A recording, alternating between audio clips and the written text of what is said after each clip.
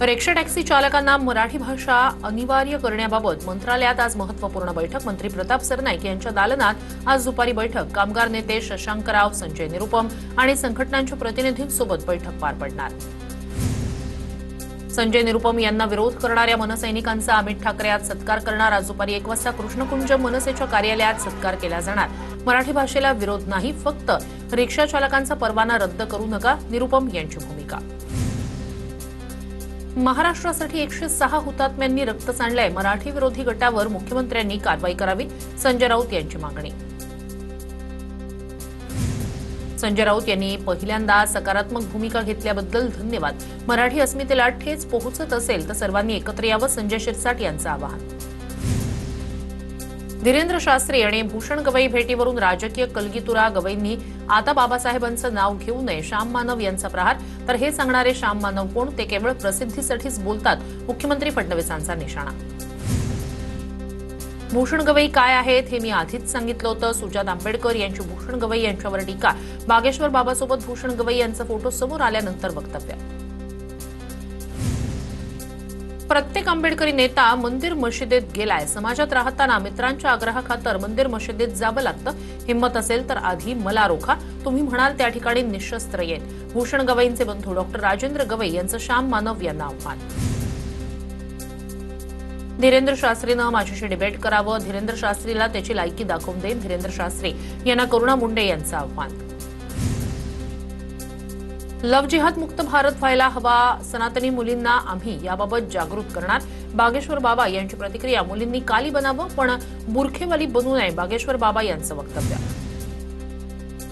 कुणीतरी येतो आणि आमच्या आराध्य दैवताबद्दल काहीतरी विकृत बरळतो. बागेश्वर बाबांना छत्रपती शिवाजी महाराजांबाबत केलेल्या वक्तव्याचा रितेश देशमुखकडून समाचार.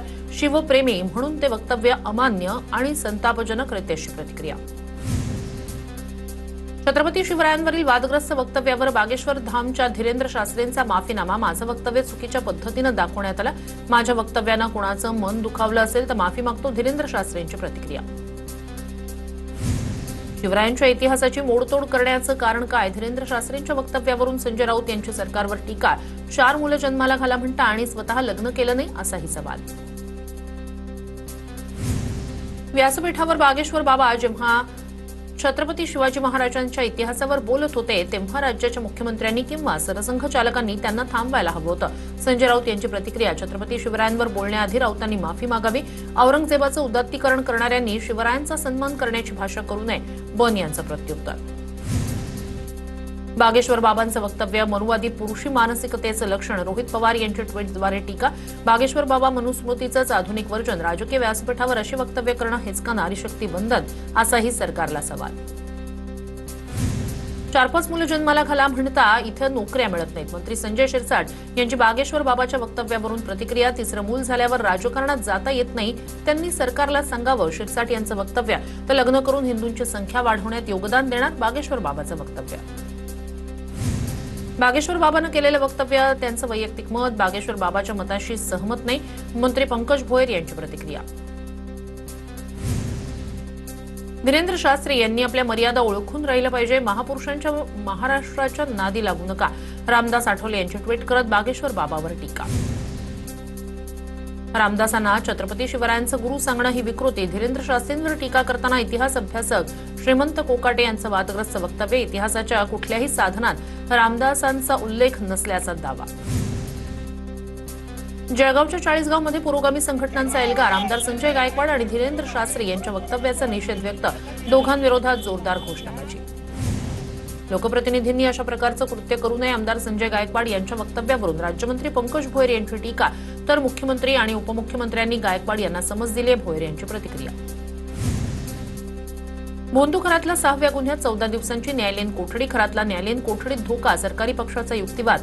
आरोपीचा ताबा तपास यंत्रणेला द्यावा अशी कोर्टाकडे विनंती. तपास यंत्रणा पुढील तपासासाठी खरातचा ताबा मागण्याची शक्यता.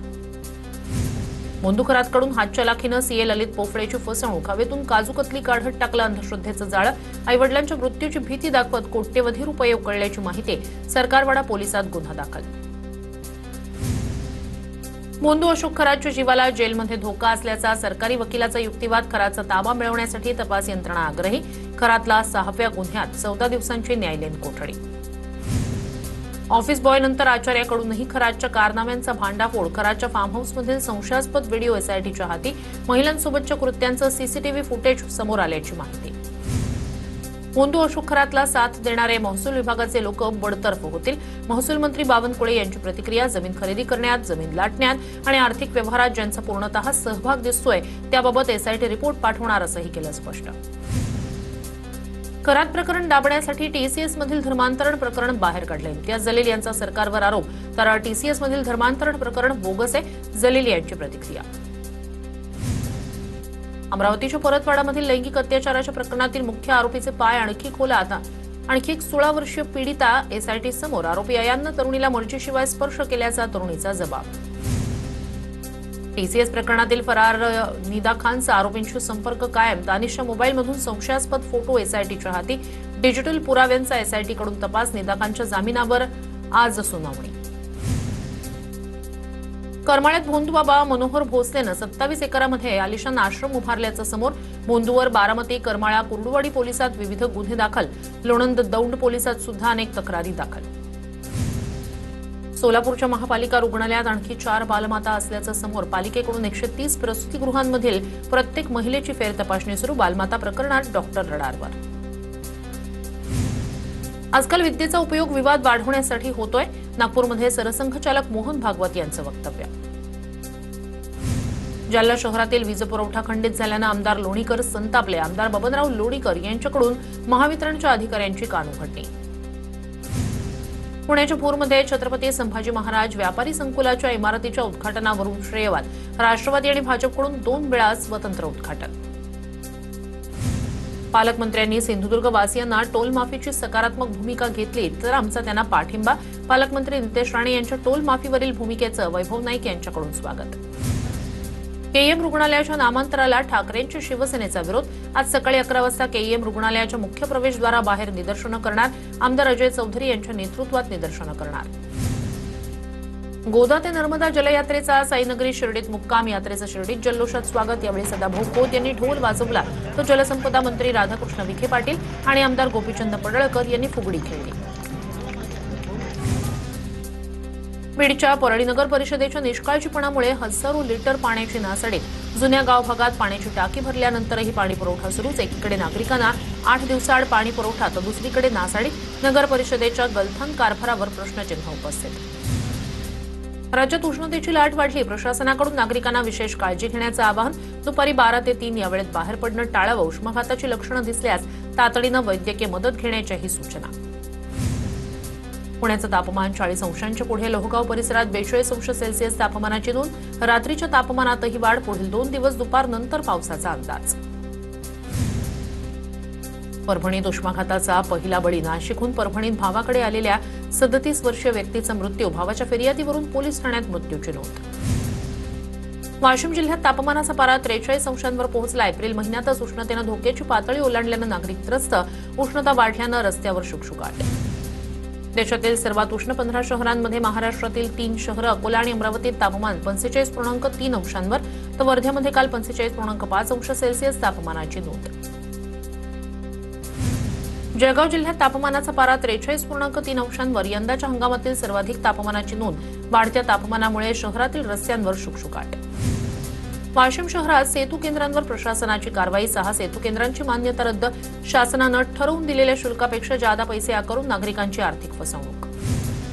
जळगावमध्ये गुरांसाठी लागणाऱ्या चाऱ्याच्या दरात 2000 रुपयांची वाढ. चाऱ्याच्या दरात वाढ झाल्यानं गुरांचं पालन कसं करायचं. पशुपालकांसमोर प्रश्न उपस्थित. उष्णतेच्या लाटेसह आता चाऱ्याचा प्रश्नही गंभीर. ठाण्यात बांधकाम व्यावसायिकाचे बाउन्सर आणि स्थानिकांमध्ये वाद. जमिनीच्या वादावरून बाउन्सर आणि स्थानिक आमने-सामने. कासारवडोली पोलिसांकडून जमिनीच्या वादाबाबत अधिक तपास सुरू. पुरंदरमध्ये बायोगॅसची टाकी स्वच्छ करण्यासाठी गेलेल्या 3घांचा मृत्यू. पुरंदर तालुक्यातील बेलसरमधील धक्कादायक प्रकार. मृत्यू झालेले 3ही कामगार उत्तर प्रदेशचे रहिवासी.